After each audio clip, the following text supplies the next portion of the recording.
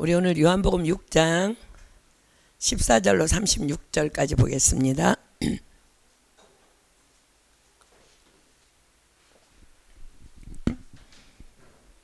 요한복음 6장 14절로 36절. 제가 한 절 읽고 여러분들 한 절 읽고 우리 교독할게요. 요한복음 6장입니다. 14절로 36절.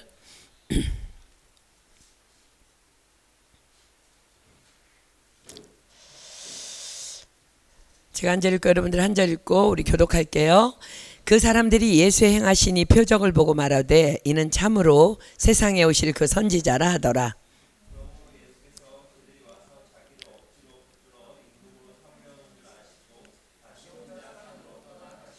저물매 제자들이 바다에 내려가서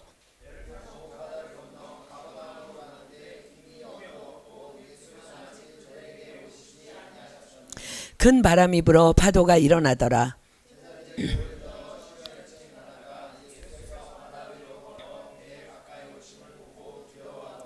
가라사대 내니 두려워 말라 하신대.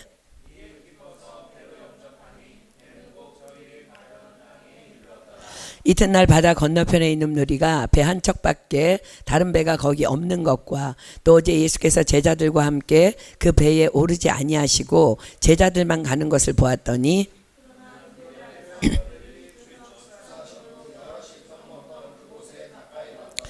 무리가 거기 예수도 없으시고 제자들도 없음을 보고 곧 배들을 타고 예수를 찾으러 가버나움으로 가서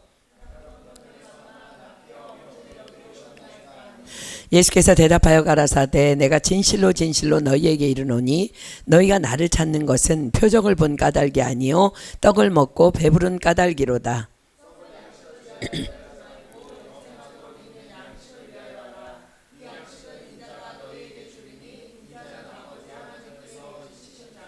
저희가 묻되 우리가 어떻게 하여야 하나님의 일을 하오리이까.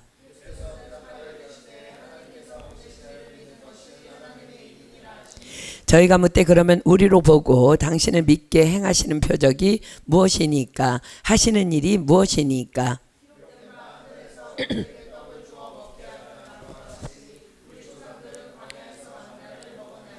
예수께서 이르시되 내가 진실로 진실로 너희에게 이르노니 하늘에서 내린 떡은 모세가 준 것이 아니라 오직 내 아버지가 하늘에서 내린 참떡을 너희에게 주시나니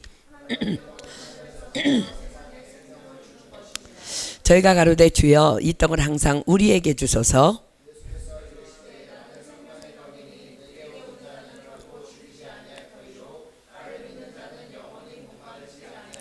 함께 있습니다. 그러나 내가 너희더러 이르기를 너희는 나를 보고도 믿지 아니하는도다 하였느니라. 아멘. 오늘은 요한복음에 기록된 예수께서 행하신 7가지 표적 중에 5번째 표적인 무리를 걸으신 예수님의 표적에 대해서 이제 공부합니다. 오병이어로 2만 명을 먹이신 표적으로 인해서 사람들이 예수님을 억지로 잡아 임금 삼으려 하심을 아시고 예수님께서는 홀로 산으로 떠나가십니다. 그리고 제자들은 본문인 우리가 지금 읽은 요한복음에는 기록하고 있지 않지만 예수님의 재촉으로 그 기적의 장소인 베세다에서 배를 타고 바다 건너편 가버나움을 향해 서둘러서 이제 출발합니다. 자, 여기에는 몇 가지 이유가 있으셨겠죠. 먼저는 무리들의 흥분을 가라앉히기 위해, 또 당연히 더 흥분했을 제자들의 흥분을 가라앉히기 위해 제자들 안에도 무리의 마음이 있었다는 거예요. 그리고 예수님 자신은 아버지께 더 엎드려 기도하시기 위함이셨을 것입니다. 자, 본문으로 들어가기 전에 이 무리를 걸으신 예수님의 표적 사건을 동일하게 기록하고 있는, 그리고 더 자세히 다루고 있는 마태복음과 마가복음을 좀 보겠습니다. 먼저 보고 이 두 군데 기록을 여러분들이 자세히 읽고 참고해 가면서 본문을 이제 구체적으로 공부하도록 하겠습니다. 그러니까 여러분들 지금 이제 마태복음, 마가복음 볼 텐데 더 자세히 이제 기억해야 돼요. 돌아가지 않을 거니까. 자, 마태복음 14장 22절로 33절 봅니다.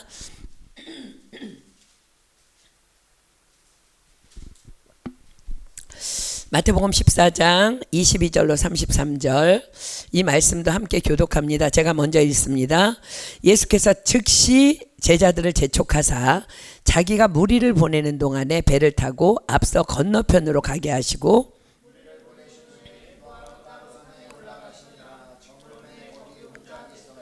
배가 이미 육지에서 술이나 떠나서 바람이 거슬림으로 물결을 인하여 고난을 당하더라.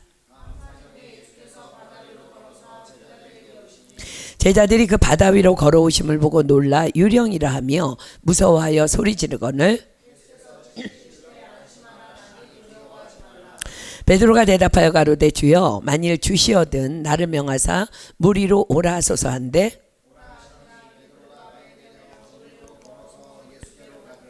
바람을 보고 무서워 빠져가는지라 소리질러 가로되 주여 나를 구원하소서 하니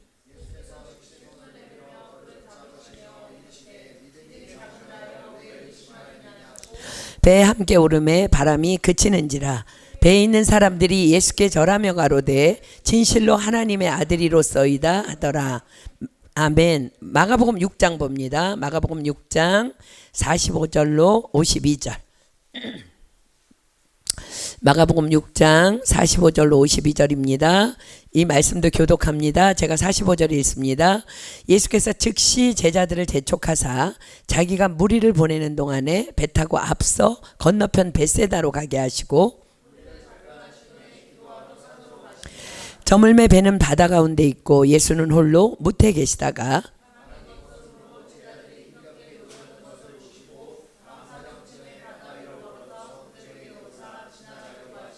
제자들이 그의 바다 위로 걸어오심을 보고 유령인가 하여 소리 지르니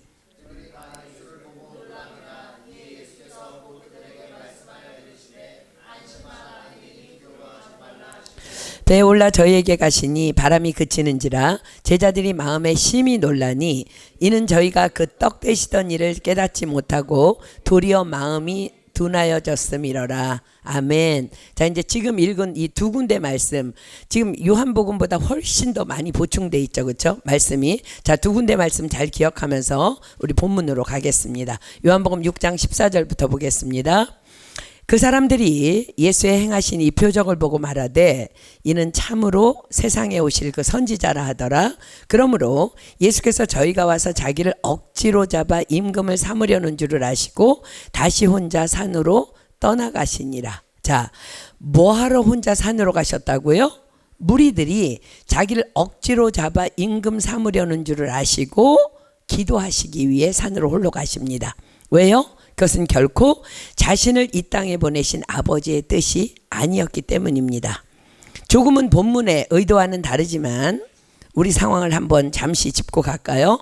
여러분들이 무언가 이렇게 칭찬받을 만한 일을 하거나 어떤 업적이나 공로가 여러분들에게 생겼을 때 여러분들을 칭찬해주고 환호해줄 만한 이웃들 앞에서 어떻게 행동합니까?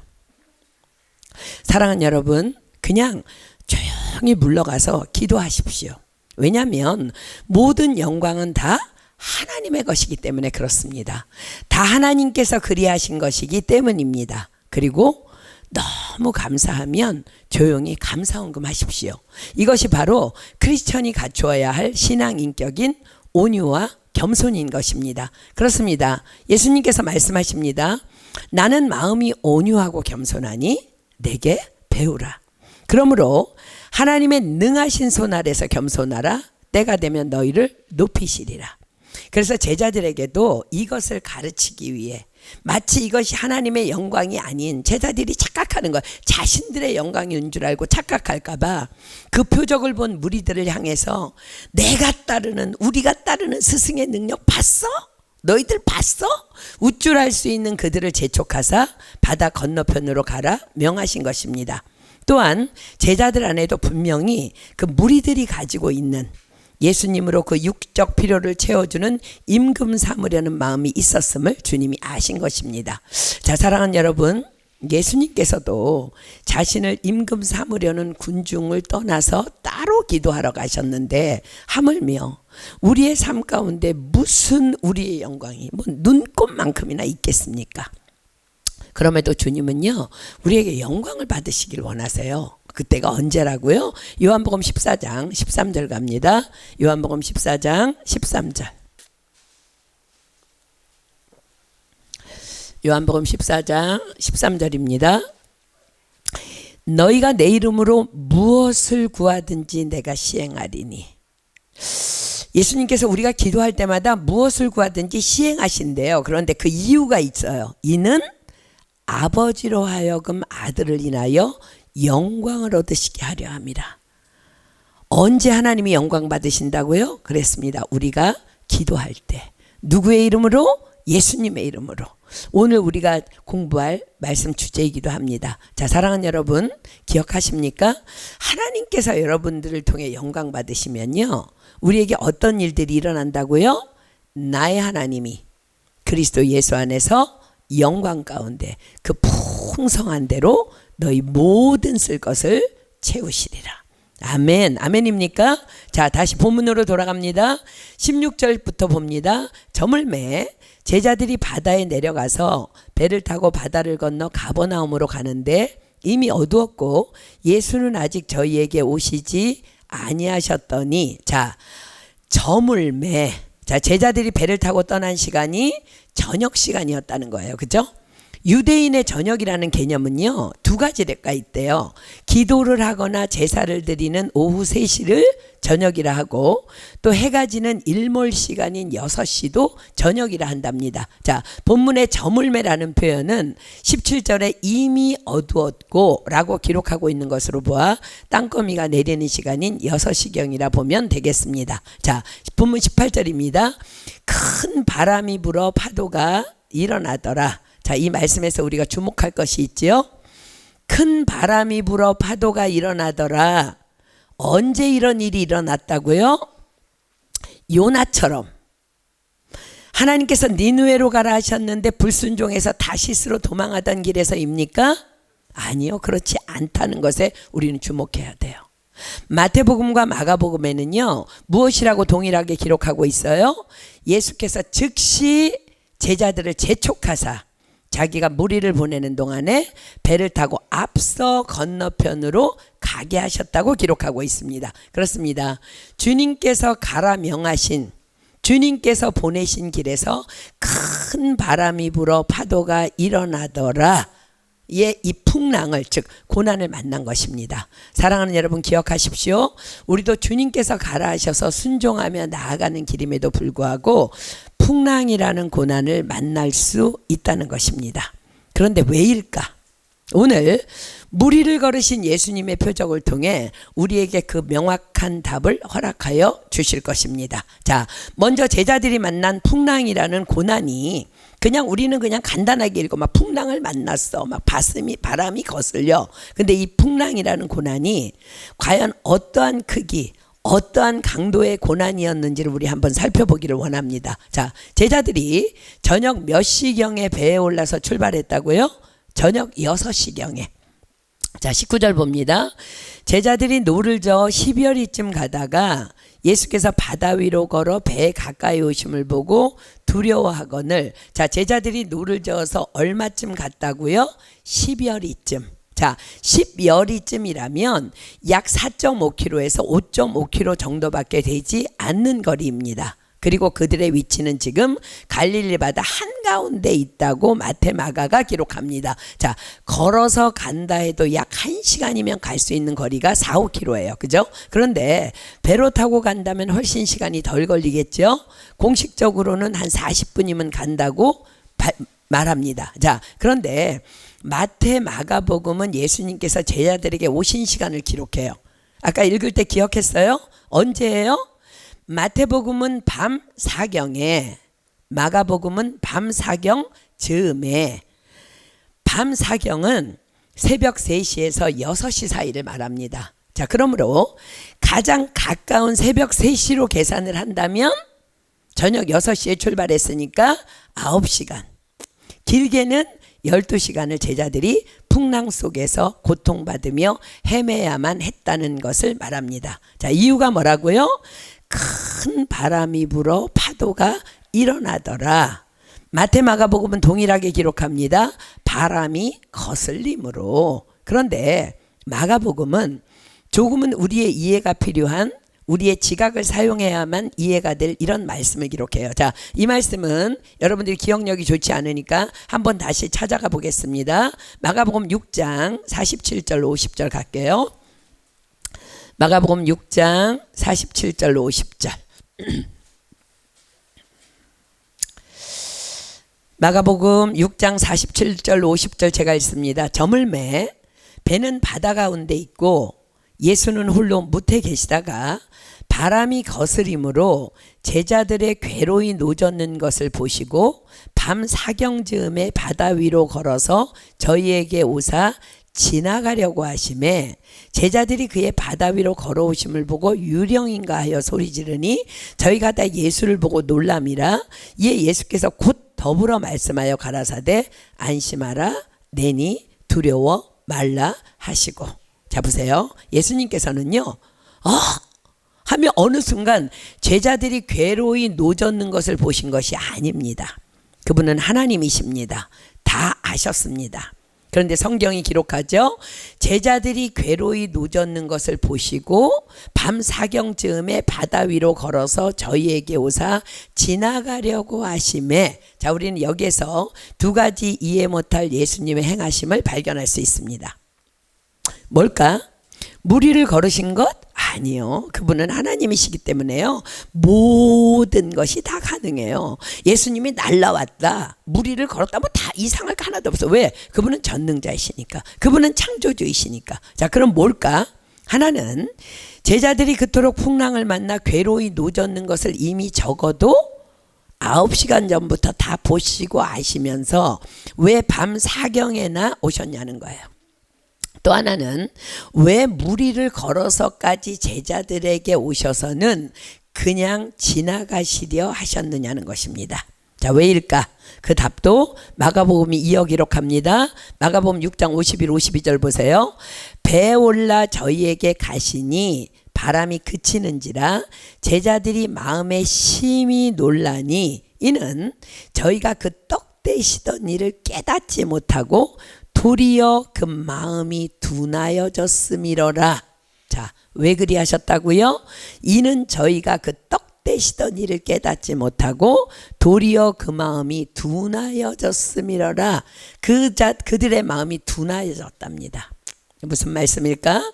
처음에 그들이 배를 타고 바다 건너편으로 출발했을 때 제자들의 대화의 주제가 뭐였을까?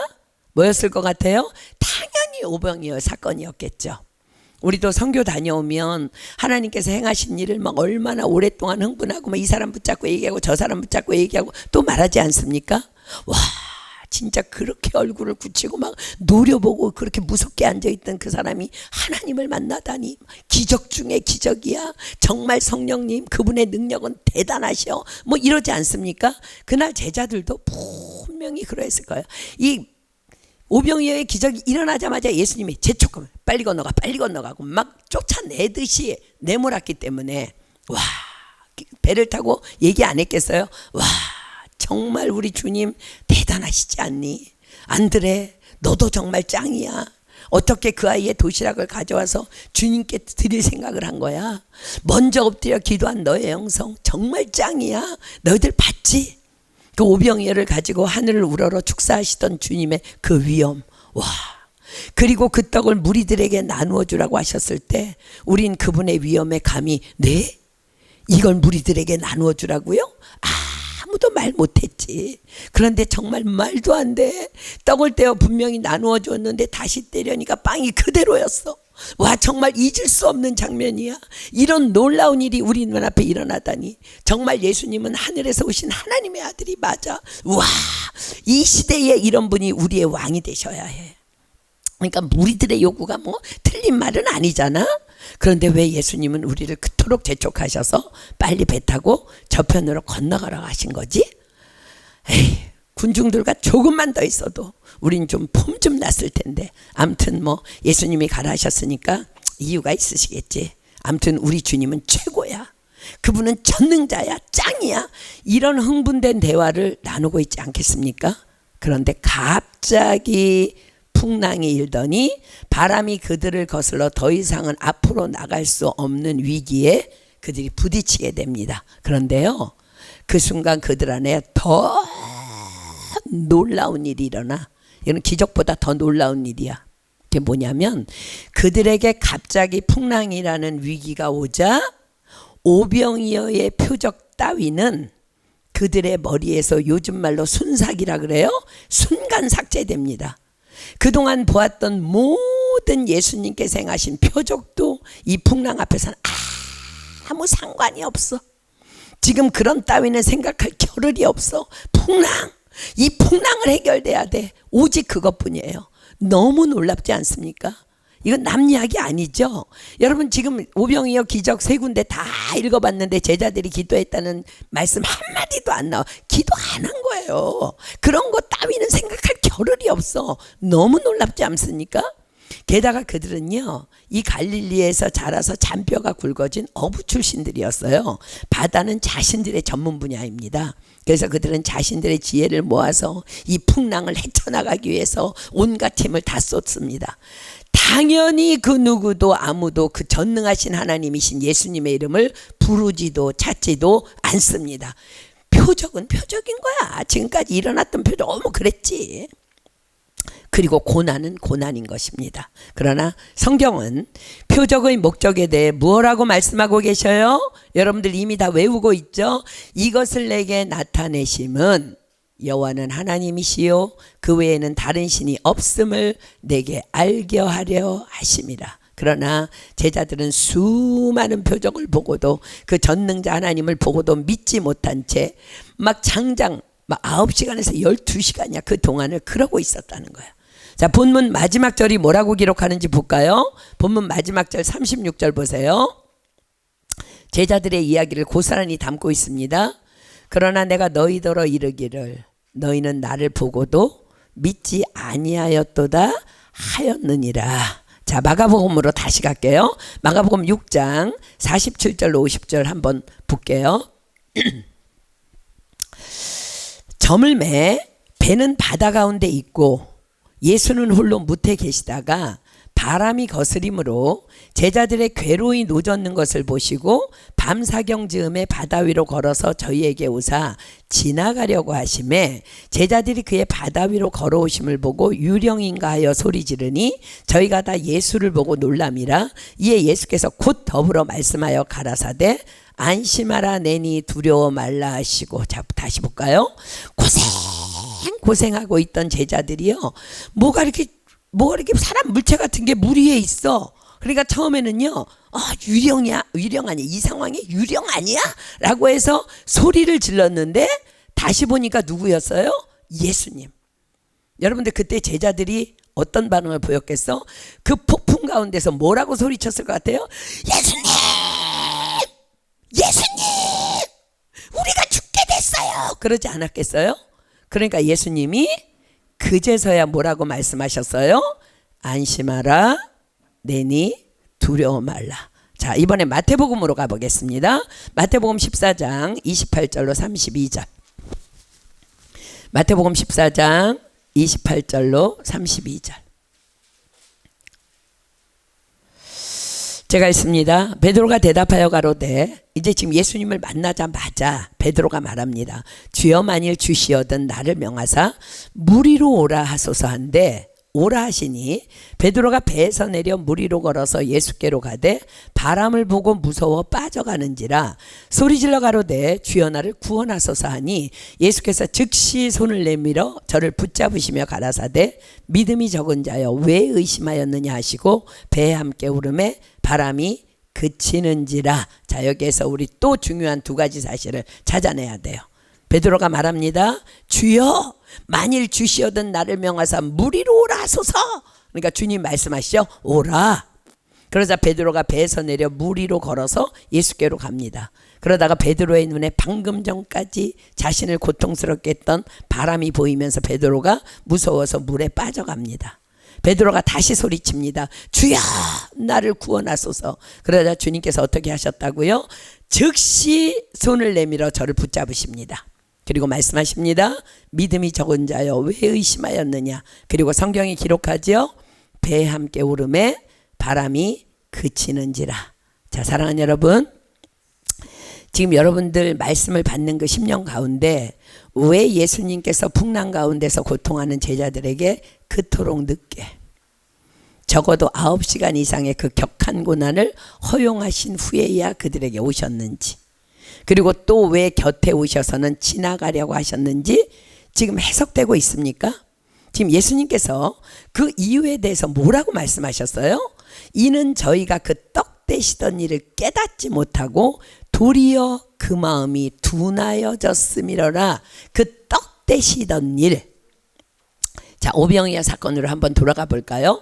예수님께서는요, 의도적으로 제자들에게 물으셨잖아요. 우리가 어디서 떡을 사서 이 사람들로 먹게 하겠느냐? 그런데 사실은 주님의 의도가 무엇이었어요? 이렇게 말씀하심은 친히 어떻게 하실 것을 아시고 제자들을 시험코자 하심이라. 그러나 제자 중 한 명 안드레가 눈치를 팍 챕니다. 왜냐하면 예수님께서는 물로 포도주를 변하게 하신 분이시고, 병든 왕의 신하의 아들을 시공간을 초월하여 말씀으로 고치신 분이시고, 38년 된 병자에게 일어나 내 자리를 들고 걸어가라 명하심으로 즉각 병자를 일으키신 분이심을 안드레가 기억합니다. 감각합니다. 그렇습니다. 안드레는 그 표적을 행하신 예수님을 감각하고 있었다는 거야. 그런데 그분이 우리가 어디서 떡을 사서 이 사람들로 먹게 하겠느냐라고 질문하셨다면 그 불가능을 가능케 하시는 당신의 또 다른 표적을 준비하고 계심의 그 사인이라는 것을 직감한 거예요. 그래서 그는 엎드립니다. 왜냐하면 예수님께서는 산상수훈을 통해 이미 말씀해 주셨기 때문입니다. 구하라. 하늘에 계신 너희 아버지께서 구하는 자에게 좋은 것으로 주지 않겠느냐? 그래서 그는 하늘 아버지께 구합니다. 아버지 하나님, 우리가 어디서 떡을 사서 이 사람들로 먹게 하겠습니까? 과연 그는 기도 중에 지혜를 얻어서 작은 아이의 도시락인 오병이어를 예수님 앞에 가져옵니다. 여기 한 아이가 있어 보리떡 5개와 물고기 2마리를 가졌나이다. 그러나 이것이 임하는 사람에게 얼마나 되겠삼나이까? 이 믿음을 기쁘게 받으신 예수님께서는 그 오병이어를 손에 드시고 하늘을 우러러 축사하신 후에 무리들에게 원대로 나누어 주라고 제자들에게 명하십니다. 그리고 그 자리에서 그 안드레의 그러나 그것이 이 사람들에게 얼마나 되겠사옵나이까라고 고백하는 그 얼마 되지 않는 믿음 위에 예수님의 축사가 부어지자 기적이 일어납니다. 2만 명이 배부르게 먹고도 남은 것이 12바구니에 차도록 거둔 거예요. 자, 다시 본문의 사건으로 돌아가서 장시간 풍랑으로 고통하는 제자들에게 주님이 오셨고 또 바람이 그쳤을 때 그들이 왜 마음에 심히 놀랐다고요? 이는 저희가 그 떡 되시던 일을 깨닫지 못하고 도리어 그 마음이 둔하여졌음이러라. 무엇에 대한 마음이 둔하여졌다는 거예요? 자, 오병이어의 표적이 무엇으로 시작되었어요? 그렇습니다. 우리가 어디서 떡을 사서 이 사람들로 먹게 하겠느냐라는 불가능에 도전하게 하시는 예수님의 이 질문 앞에선 전능자 하나님을 믿는 믿음을 가진 한 사람 안드레의 기도로 시작된 것이 오병이어예요. 자, 그렇다면 이는 저희가 그 떡 떼시던 일을 깨닫지 못하고 도리어 그 마음이 둔하여졌음이러라라는 예수님의 책망은 과연 무엇입니까? 그렇습니다. 그것은 바로 깨어 기도하지 않음이었습니다. 즉 그것은 그들이 전등자이신 예수님에 대한 영적 감각이 둔하여졌다는 거야. 무엇 때문에? 풍랑이라는 고난 때문에. 풍랑이 일어나니까 뭐 표적이고 나발이고 뭐 필요가 없어. 안드레도 평안할 때는 감각돼. 예수님 기도하면 돼. 근데 안드레도 같이 지금 안달분 풍랑이라는 고난을 만나자마자 그냥 완전히 하나님이 전능하신지 뭔지 완전 다 싹이 져버리는 거야. 감각이 없어져. 여러분, 그런데 그 길은 또 누가 가라 하신 길이에요? 주님이 가라 하신 길이에요. 그러면 그들은 다만 주님의 이름만 부르면 되었던 것입니다. 그러나 그들은 고난 앞에서 영이 다 너무 고난이 커 다 무너져서 결코 기도하지 않습니다. 아니, 기도할 줄도 몰라. 기도해야 된다는 생각이 없어. 이 풍랑을 어떻게 해야 될지 지금 안달이 난 거야. 자, 사랑하는 여러분, 이것이 비단 당시 제자들만의 문제가 아니라 지금도 여전한 크리스천이라는 자들의 실상인 것 아십니까? 기도하면 응답 주실 주님보다 나의 고난이 더 더 커. 그리고 나는 바다 전문가니까 또 나의 최선이 더 먼저야. 이것이 세련된 믿음이라고 사단마귀가 이 세대의 크리스천들을 얼마나 속이는지 몰라. 여러분들 어떻습니까? 여러분들은 모든 문제 앞에서 당장에 주님 앞에 엎드립니까? 그리고 그것을 주님께서 이루어 주실 것을 초도 의심치 않고 믿고 있습니까? 아니면 혹 오늘 본문에 나온 제자들의 엉터리 믿음이 혹 여러분들의 믿음은 아닙니까? 그들은 바다 전문가들이기 때문에 자신들이 할 수 있는 최선을 다 하며 풍랑과 싸웠고, 주님은 그래서 그들이 두 손발 다 들 때까지 기다렸어요. 그리고 이젠 죽을 지경이 되니까 그들을 살리시려, 그 사랑의 하나님이야, 살리시려 무리를 걸어오셨고, 그럼에도 불구하고 옆에 계신 주님을 알아보지 못하니까 그냥 지나가려고 하셨는데, 여러분 지나갔다는 것은 예수님이 진짜 지나가려 하셨을까? 아니에요. 나 여기 있어, 좀 봐, 나 좀 봐, 이렇게 액션을 취하신 거예요. 사랑의 예수님께서 나 좀 보라고 지나가려고 하셨는데 유령이야 소리치다가 그제야 알아본 제자들의 입에서 주님! 이라는 외침이 나왔겠죠. 그제서야 주님은 그들의 부르짖음을 들으시고 그들을 구원하여 주신 것입니다. 자, 베드로를 왜 물 위에 걷게 하셨을까? 많은 학자들이 연구합니다. 그리고 우리도 궁금해합니다. 그러나 그것은 전혀 궁금할 문제도 연구할 문제도 아니라는 것을 기억하십시오. 왜요? 그 답은요 너무 심플해요. 베드로가 주여 만일 주시어든 나를 명하여 물 위로 오라 하소서라고 구했기 때문에 물 위를 걷게 하신 거예요. 예수님께서 우리에게 뭐라고 약속하셨어요? 내 이름으로 무엇이든지 내게 구하면 내가 시행하리라. 그렇습니다. 주님은요 시건치 않으시고 거짓말하지 않으세요. 베드로가 구했기 때문에 예수님께서 걷게 하신 거예요. 그렇습니다. 주님은 구하는 자에게 무엇이든지 주시는 분이에요. 그러다가 베드로가 또 물이 무서워서 빠져들면서 뭐라고 구했어요? 주야 나를 구원하소서. 그렇습니다. 그러자 주님은 즉시 베드로의 손을 잡아 건져주십니다. 그렇습니다. 구하라 주실 것이요. 주님은 지금 이것을 풍랑 가운데서 제자들에게 가르치고 계신 거예요. 베드로가 왜 물에 빠져갔어요? 지금 그 거친 파도 위를 걷고 있는 능력이 자기 건 줄 알고 착각했기 때문에 내가 어떻게 지금 물 위를 걷고 있지? 그렇게 자신의 한계를 생각하자 바로 물로 빠져듭니다. 그러나 그로 지금 물 위를 걷게 하고 계신 분이 누구예요? 전능자 하나님, 창조주 하나님. 그러나 우리는 그 전능자 하나님을 얼마나 의심하는지요. 성경은 말씀하십니다. 의심하는 자는 마치 바람에 밀려 요동하는 바닷물결 같으니 이런 사람은 무엇이든지 주께 얻기를 생각하지 말라. 두 마음을 품어 모든 일에 정함이 없는 자로다. 그러나 주님이 또 뭐라고 우리에게 강력한 믿음을 심어주세요? 말한 것이 이룰 줄 믿고 의심하지 아니하면 그대로 되리라. 아멘. 그렇습니다. 주님은 왜 무리를 걸어오셨습니까?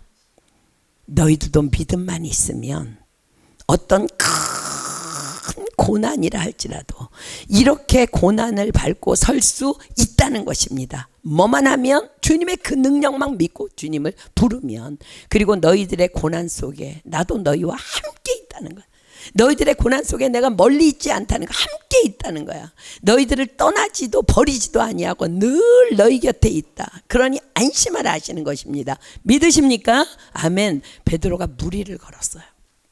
여러분 그거는요 기적이 아니라 믿음의 사람들에게는 당연한 상식이라는 거예요. 그런데 너희는 믿음으로 기도하지 않는다는 거예요.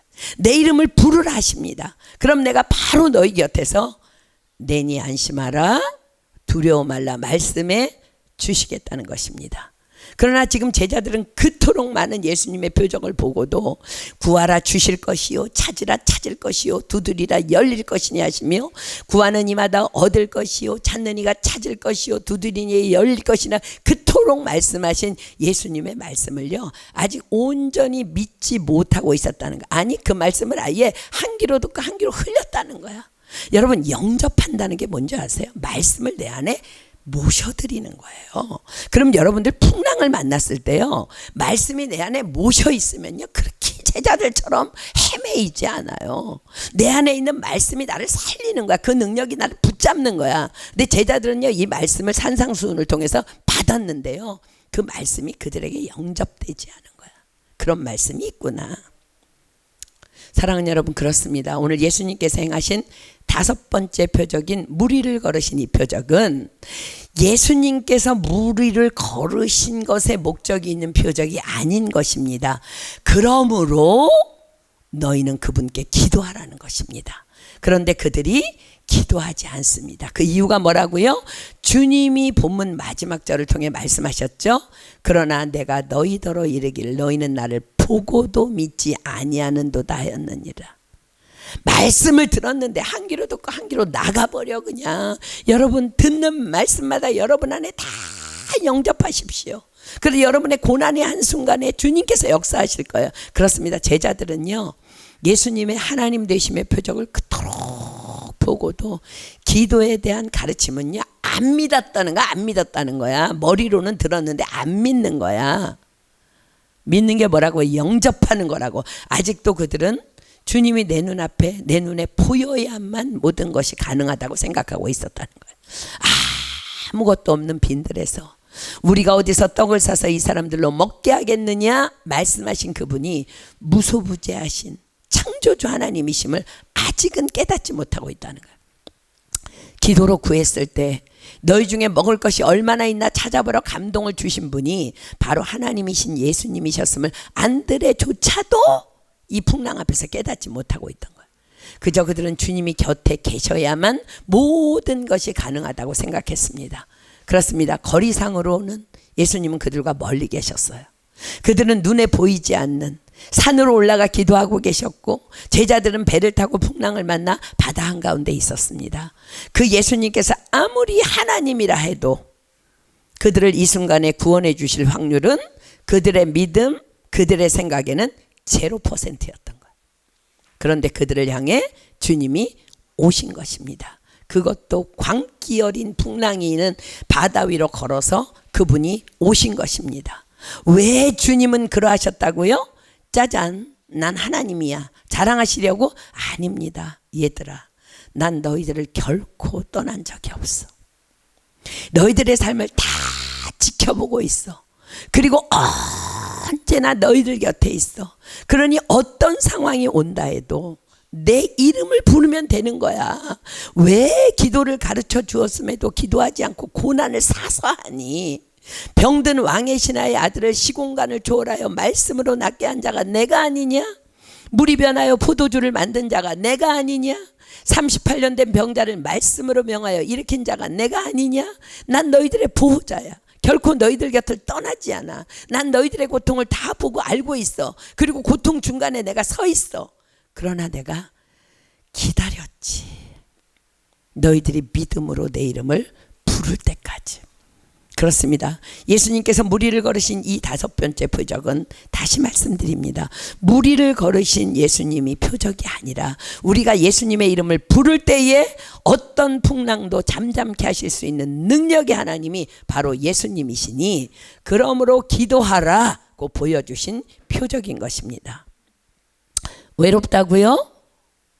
삶이 힘들다고요? 고통스럽다고요? 아니요. 믿음이 없는 거예요. 그렇습니다. 하나님은 이미 말씀하여 주셨어요. 이사야 41장 10절 갑니다. 이사야 41장 10절.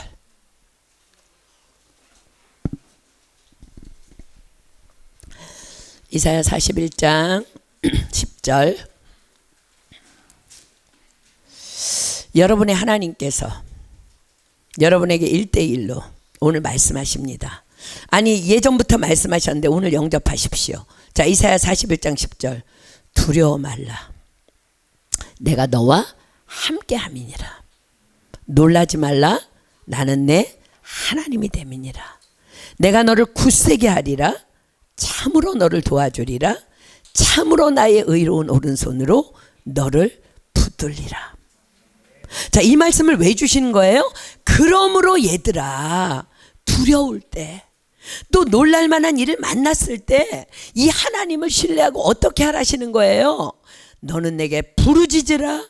내가 내게 응답하겠고 내가 알지 못하는 크고 비밀한 일을 내게 보이리라. 아멘입니까? 자, 사랑하는 여러분, 여러분은 이 하나님께 부르짖어 기도할 때 어떤 크고 비밀한 일을 주님께 기대하며 또 보기를 원하십니까? 저는 너무너무 제가 이 찬양을 좋아하는데 이 찬양의 고백이 우리에게 주시는 가장 큰 응답이라고 믿습니다. 주날 일으켜 산 위에 세우네 거친 바다 위 걷게 하시네. 주만 의지할 때 강함 주네 크신 능력 내게 부어주시네. 어떤 강함, 어떤 능력이 가장 큰 응답일까요? 문제가 문제로 보여지지 않는 믿음의 능력. 문제를 밟고 문제 위에 주님과 함께 우뚝 서 있는 나. 문제 위를 믿음으로 걷고 있는 나. 언제예요? 그때가 내 안에 주님의 평강이 가득 임했을 때. 여러분, 그것이 바로요, 너는 내게 부르짖으라. 내가 내게 응답하겠고 내가 알지 못하는 크고 비밀한 일을 보이리라. 그 약속의 메시지인 거예요. 이것이 바로 우리가 좋아하는 빌립보서 말씀에 대한 해석이에요. 자, 빌립보서 4장 6절로 7절 다 피겠습니다. 빌립보서 4장 6절로 7절. 너는 내게 부르짖으라. 그 말씀에 신약 버전이에요. 자, 보세요. 아무것도 염려하지 말고 오직 모든 일에 기도와 간구로 너희 구할 것을 감사함으로 하나님께 아뢰라. 그리하면 모든 지각에 뛰어난 하나님의 평강이 그리스도 예수 안에서 너희 마음과 생각을 지키시리라. 아멘. 문제는 여전히 동일하게 내 앞에 있는데 나는 너무나도 평강 가운데 거하고 있는 것, 이것이 가장 큰 응답이라는 거야. 근데 주님이 언제 주신대요? 염려하지 말고 감사할 때 그 평강을 부어주신다는 거야. 어떤 90세에 은퇴하시는 목사님께서요, 이런 은퇴 설교를 하셨어요. 근데 괜히 걱정하면서 살았다고. 90년이라는 그 내 삶을 돌아보니까 하나님이 단 하나도 하시지 않은 일이 없더라고. 그러니 내가 걱정하느라고 시간 낭비한 것이 내 인생의 가장 어리석은 후회라고. 그렇습니다. 주님께서 말씀하십니다. 너희 중에 누가 염려함으로 그 키를 한 자나 더할 수 있느냐? 여러분들 한번 밤새도록 염려해 본 적 있어요? 그랬더니 키가 자란 적 있어요? 무슨 말씀하시는 거예요? 아무 쓸데없는 게 염려라는 거야. 주님을 믿고 나가라는 거야. 주님께서 계획하시고 주님 앞서가니까 신뢰하고 나가라는 거야. 그렇습니다. 우리가 기도해야 하는 이유가 그거예요. 우리가 기도해야 되는 이유는 내 뜻대로 응답을 받기 위해서가 아니라, 내가 원하는 것을 얻기 위해서가 아니라, 다만 우리가 기도할 때 부어주시는 그 하나님의 평강, 그 까닭의 삶을 염려 없이 살아갈 수 있도록 은혜를 부어주시는 하나님을 날마다 만날 수 있기 때문에 우리는 오늘도 기도해야 하는 것입니다. 그래서 기도는요, 믿음과 정비례 합니다. 자, 우리는 오늘 예수님께서 무리를 걸어서 제자들에게 오신 예수님의 표적 안에서 예수님의 두 가지 속성을 발견할 수 있죠. 예수님은 누구예요? 우리를 언제나 눈동자와 같이 지켜보고 계신 하나님. 아멘입니까? 그리고 언제나 우리와 함께 계신 예수님. 나를 눈동자와 같이 지켜보실 뿐만 아니라 함께 계셔. 그런데 지금은 이제 성령 시대는 어디 계셔? 우리 안에 계세요. 그러므로 우리는 그분을 향해 뭐만 하면 돼요? 그저 믿음으로 구하면 되는 것입니다. 그분은 우리 곁에서 우리의 모든 것을 다 알고 다 보고 계십니다. 그런데 우리가 풍랑을 만났어. 그럼 어떻게 하면 돼요? 기도하면 되는 거야. 기도하면 주님 도와주세요. 그러면 되는 거예요. 그런데 안달복달하는 거 결코 그건 믿음 아닙니다. 안달복달하는 우리 곁에도요, 주님이 계셔요. 우리를 떠나지도 버리지도 않으세요. 그런데 왜 고난이 지속된다고요? 믿음으로 구하지 않을까. 구할 때까지 곁에서 그죠? 기다리고 계실 분이야. 얘가 언제 나를 찾나? 그러다가 계속 구하지 않고 안달복달하면 때로는 모른 척 지나가실 수도 있어. 야, 나 여기 있는데 안 보여? 근데 뭐 기도를 안 하니 보일 리가 없지. 우리는 어떤 하나님이, 어떤 예수님이 오늘 우리에게 무엇을 말씀하고 계시는지 본문을 통해서 분명히 기억해야 합니다.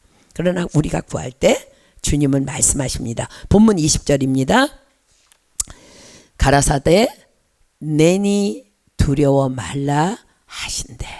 우리가 일평생 주님께 기도할 때마다, 날마다 매 순간 구할 때마다 듣는 예수 그리스도의 음성인 줄 믿습니다.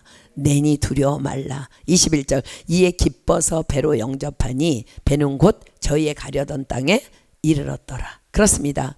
믿음으로 우리가 주님께 구할 때 우리의 고난은 끝이 나는 것입니다. 문제가 문제로 보이지 않게 하시는 하나님의 평강이 나를 덮어버리시기 때문입니다.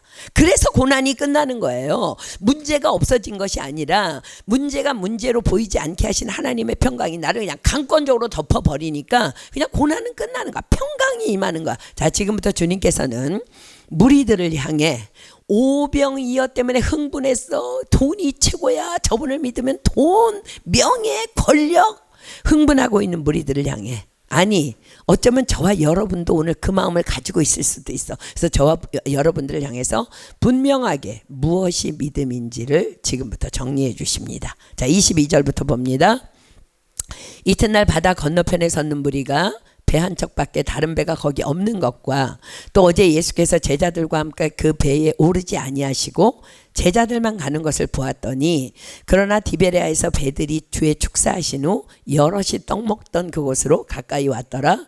무리가 거기 예수도 없으시고 제자들도 없음을 보고 곧 배들을 타고 예수를 찾으러 가버나움으로 가서 바다 건너편에서 만나라. 랍비여 어느 때에 여기 오셨나이까 하니까, 아니 예수께서 대답하여 가라사대 내가 진실로 진실로 너희에게 이르노니 너희가 나를 찾는 것은 표적을 본 까닭이 아니요 떡을 먹고 배부른 까닭이로다. 여러분 지금 이 무리들의 열심을 여러분들 보십니까? 이거 예수님을 따라다니는데 이런 열심이 없어. 예수님이 저기 계셔. 배를 타고 막 건너편으로 오는 거야.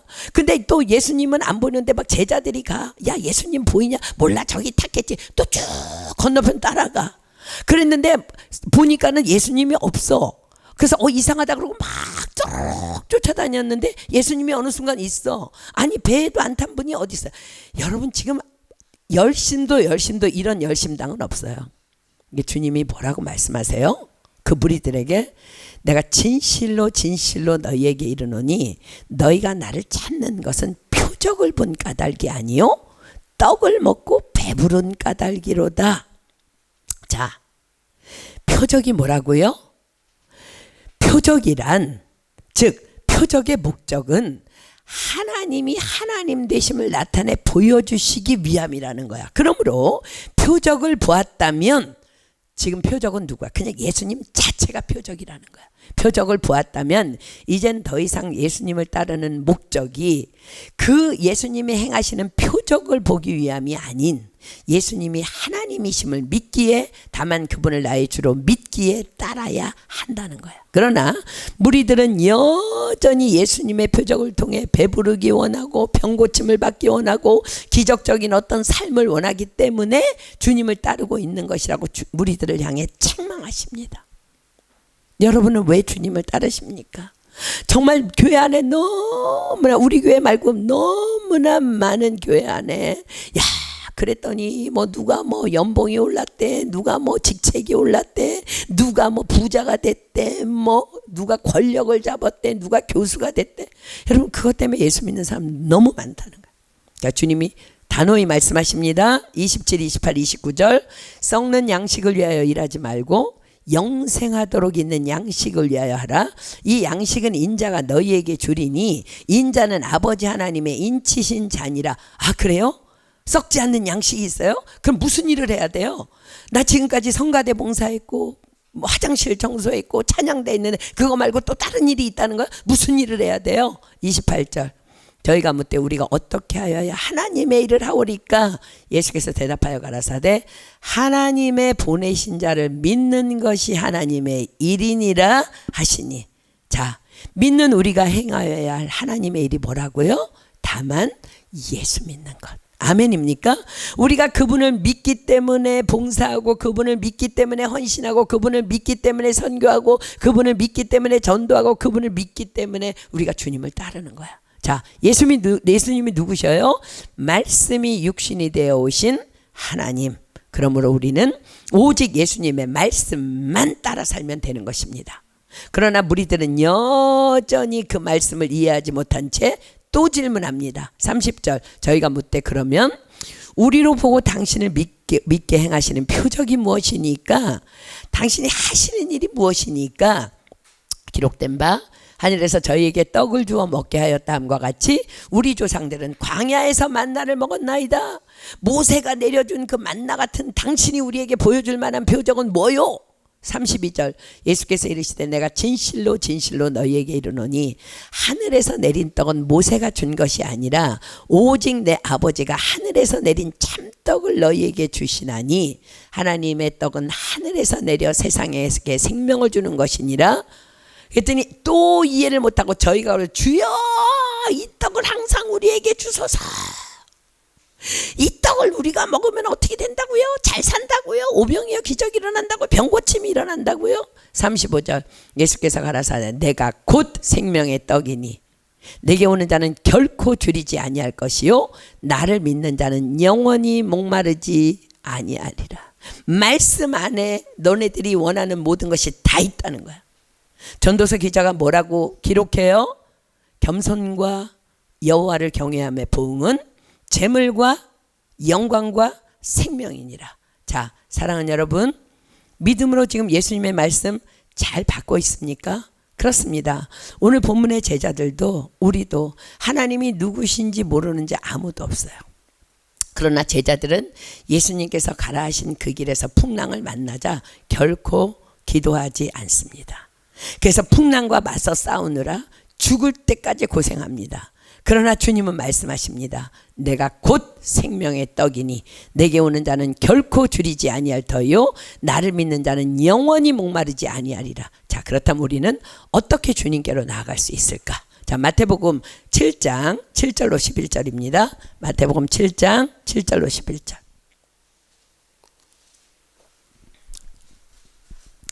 마태복음 7장 7절로 11절입니다.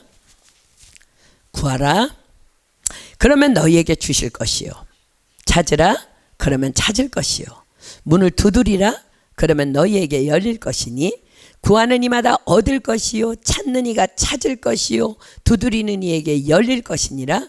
너희 중에 누가 아들이 떡을 달라 하면 돌을 주며 생선을 달라 하면 뱀을 줄 사람이 있겠느냐?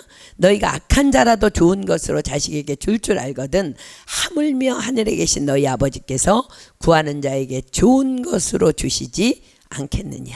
그렇습니다. 이 말씀은요 예수님의 가장 사역 초기에 산상수훈을 통해 제자들에게 이미 먼저 주신 말씀입니다. 또한 이 말씀을 증거해 주시듯 갈릴리 가나 혼인잔치에서 포도주가 떨어졌을 때 누가 주님께 간구했어요? 마리아가 간구했죠. 포도주가 없다.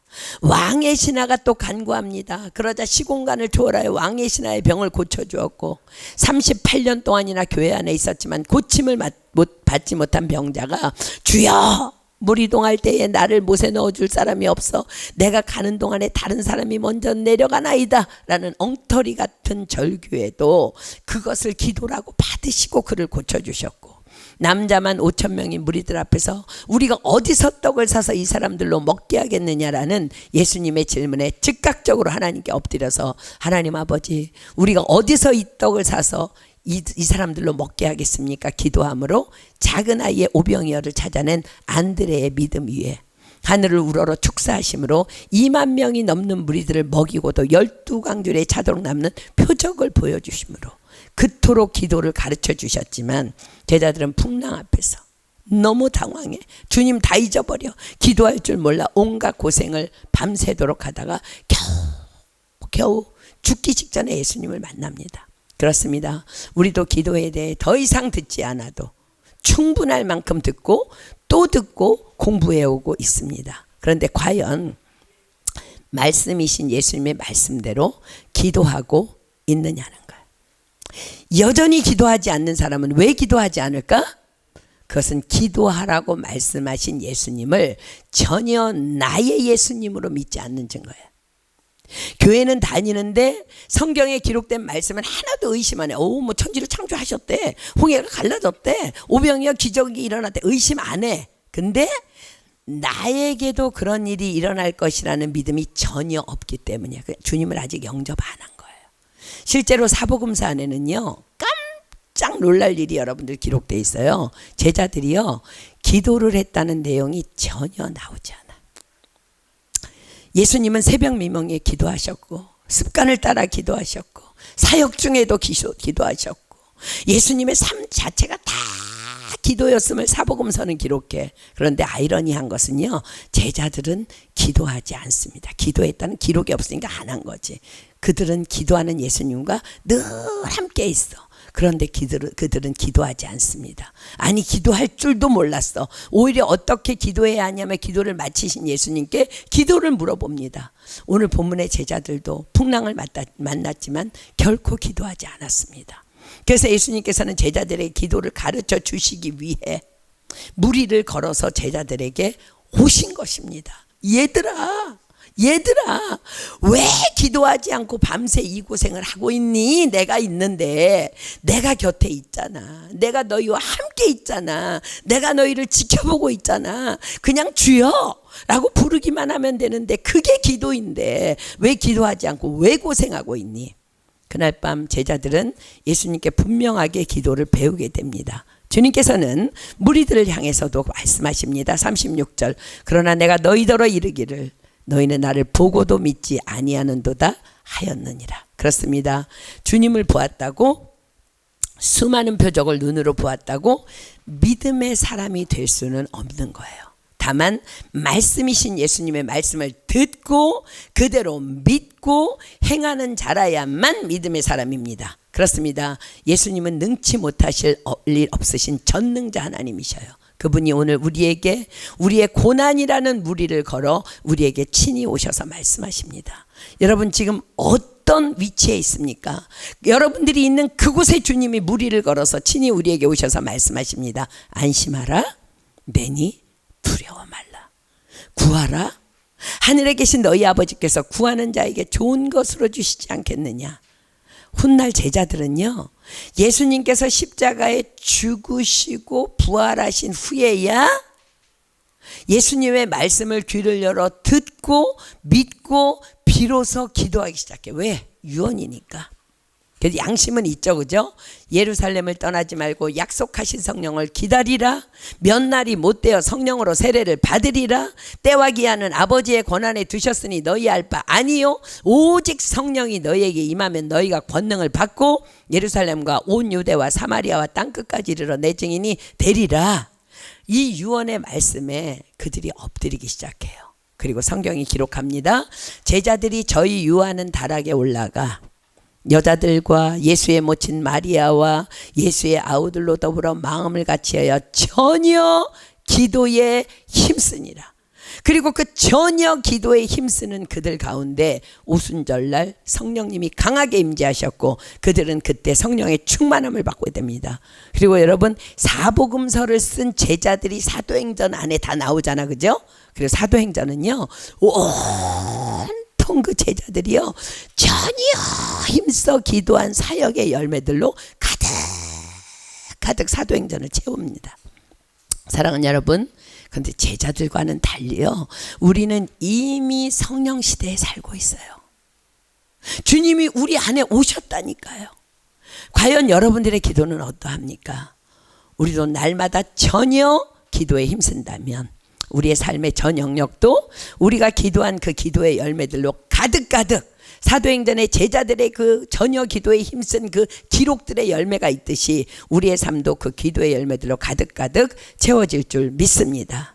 기도할 수 있는데 왜 오늘도 고난 앞에 서 있습니까? 기도할 수 있는데 왜 오늘도 얼굴이 어둡습니까? 기도할 수 있는데 왜 낙심하십니까? 풍랑 앞에 서 있는 제자들에게, 아니 오늘 이 시간 우리에게 주께서 말씀하십니다. 내니 두려워 말라, 안심하라. 하늘에 계신 너희 아버지께서 구하는 자에게 좋은 것으로 주시지 않겠느냐. 하나님을 믿으라. 누구든지 그 말하는 것이 이룰 줄 믿고 의심하지 아니하면 그대로 되리라. 아멘. 우리 찬양하고 기도하겠습니다.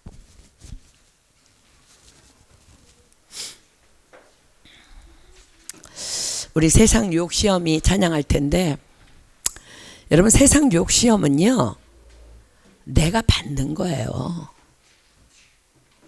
고난이 왔을 때 제자들이 믿음 다 까먹었는데 오늘 우리는 말씀을 받았잖아요. 주님은 그 한가운데 우리와 계시다. 세상 유혹 시험이 내게 몰려올 때 나의 힘으론 그것들 모두 이길 수 없네. 거대한 폭풍 가운데 위축된 나의 영혼 어찌할 바를 몰라 헤매이고 있을 때 주님이 오늘 뭐라고 말씀하세요? 기도하라고, 찬양하라고. 찬양이 뭐예요? 곡조 붙은 기도. 우리 오늘 믿음으로 찬양하고, 우리가 정말 믿음의 눈을, 그냥 주위를 둘러보면 아무도 없는 것 같지만 믿음의 눈을 들면 보이는 분 계시는데 그분이 누구예요? 사망과 어둠의 권세를 물리치신 주님이에요. 오늘 우리 믿음으로 찬양하고, 주여 내가 일평생 나와 함께 계신 당신 앞에서 내가 기도함으로 당신의 능력 안에서 평강 가운데 승리하는 내 인생 되기를 소망하오니 주여 나를 인도해 달라고 우리 믿음으로 이 찬양 주님 앞에 올려드립니다. 세상에